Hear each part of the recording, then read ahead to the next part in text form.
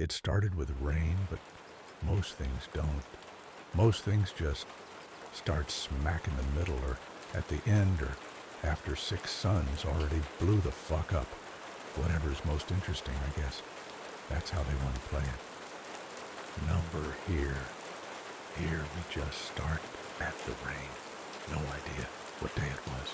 Couldn't tell what year or what time or what color. Couldn't tell, period. You can only tell one story so many times until, but it would all be a waste of money. That's what they sell me. Don't bother. Don't go back. Well, I wouldn't be here if I had any choice, would I? Can you turn the radio up? She jacks it up to 15 and rolls the windows down right as the first thunder rolls over the horizon. Sammy and Ethel cheer from the back of the bus, hands clasped and grins turned up to the sky. Or what would be the sky if we weren't cramped under a gray metal ceiling banged out with weird holes, like pockmarks. Can you turn the radio down? I ask. But most of the words are lost to the cracked linoleum creaking across my cold skin. No one hears. Sammy and Ethel bounce and swing, all laughter bubbling over, all jangling pockets with too much silver. They throw back a mix of lyrics like shots. I press my hands to my ears and try not to envy them in all their careless, painless glory. More like gory, screams the voice in my head. Seriously, my eardrums are going to be smeared across the windows, along with whatever's left of them, unless they shut the fuck up. But the only thing on the windows is rain, rain, and more rain. I half expect the yellow paint to come smearing down the sides of the bus, like my lipstick across Jeremiah's chin. But no, it's just rain. Just sheets of cold falling from the sky so fast, the lights flicker into a ray. Hey, let's take it right back from Lakewood tonight. Sammy shrieks and sings a couple notes off key. We're gonna kick that winning goal and then we're gonna rock down to my place. How's that sound? The girls cheer, screaming about their Johnny Walker and pretzel sticks and the Hershey's Kiss that Jeremiah stuck in Cynthia's ratty-ass jeans. I scowl and sink down in my seat. Jeremiah didn't have a problem with my jeans when he had both hands in them under the bleachers. The candy half melted in my pocket. He just pushed me to the wall and held me there, put his lips on mine. Cynthia, you're sweet like chocolate, he breathed and breathed me back to life. For all of 3 hours. Now I'm stuck in these drab gray walls, and I've never felt so dead. The girls are still riling up for the game, all of them teasing me about the kiss, while Zach Brown croons about fried chicken sunrises, all except Angela. It's coming down out there, she shouts from the back. We should shut the windows. The driver slams her window shut and tells the girls to do the same. They do, with a whole lot of whining, and the bus is zipped into a bubble of almost quiet. Almost because Carrie and Nancy have their whole selves hanging out the window, like happy rag dolls. It's a rager, yells Carrie, with the biggest damn smile. Isn't it beautiful? Nancy tries to pull herself back inside. Carrie.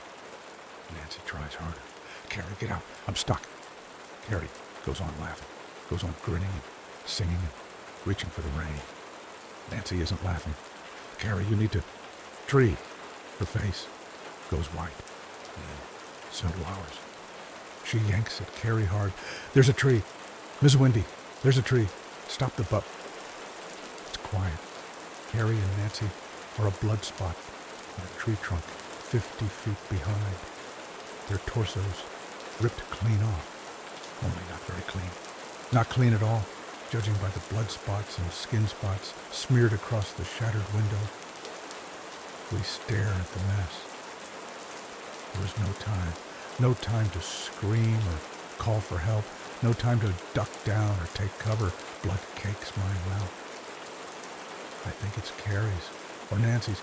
They were attached at the hip when they were breathing, and they might as well be now. We go on driving, like nothing happened. Maybe nothing did. Maybe it was all just a bad dream. A searing cold crawls down my back. I spin around toward the windshield and come face to face with the wrong side of the road. "Hey!" I yell. "Hey, miss, look!" But I'm not loud enough. I scream, "Miss, watch out!" just as our bus drifts into the other lane. It takes me a minute to realize why we're gliding so smoothly. And then I see her slumped down in her seat. And she's not jerking the bus back into gear. She can't even see the road. She's dead. Before I know it, I'm dragging myself to the front. And damn is it a sight to see. Buttons and dials and switches that won't do anything to help us now. I touch her fingers by mistake. They're jarringly warm, still gripping the two-way radio. If only she'd stayed solid a moment longer. A body pushes at mine. Miss, can you hear me? I push past her and make myself ignore her voice, scratching at the back of my neck. Sid's always had a funny accent from whatever part of London or Wales or who the fuck knows that she came from. I don't try to wake Ms. Windy, though. It'd obviously be a damn waste. The woman won't wake up for the end of the world. Her eyes aren't even closed. Not much to wake up for if you're already awake. "Sid, sit down," I scream at her out of nowhere. Or maybe just because the wheels are screaming on the pavement. I don't know. Sit down or call for help. But Sid won't do either.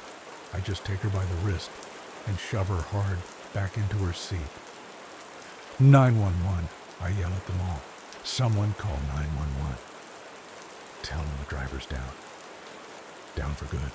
Yes, damn it. Down for good. Tell them she's down forever and ever. Amen.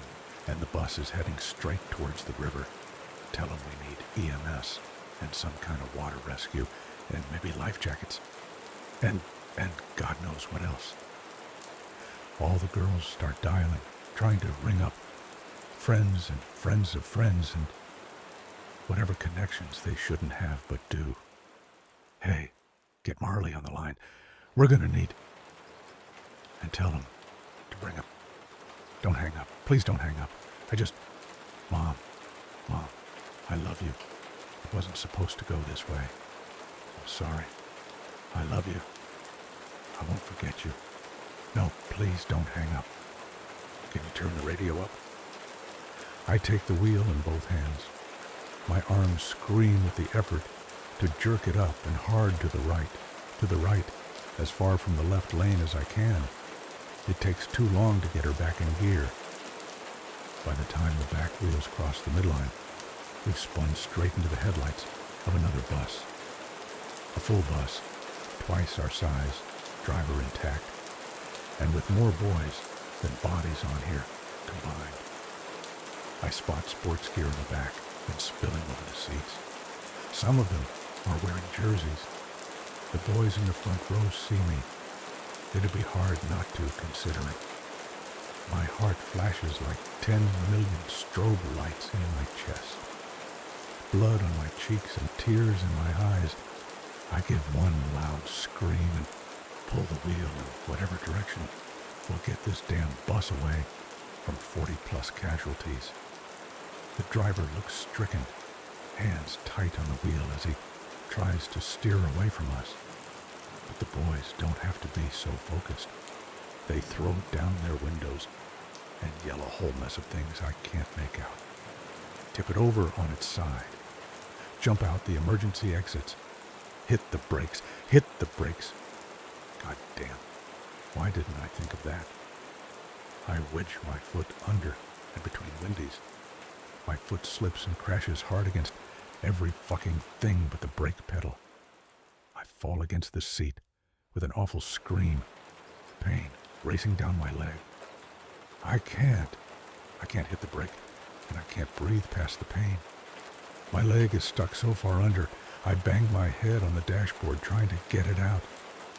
I can't control it.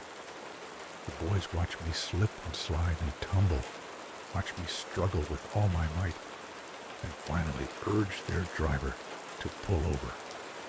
They all spill out the doors without wasting a second, and before the wheels have even stopped turning, and sprint over to the edge of the river, ready to dive in once we fall. "Don't!" I scream, waving my hands frantically. "Don't jump in.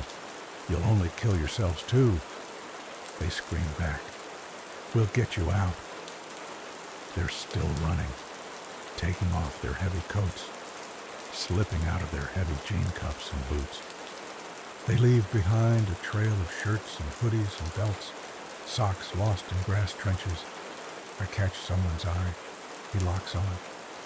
I choke out, "Please," and he shakes his head. "Please don't.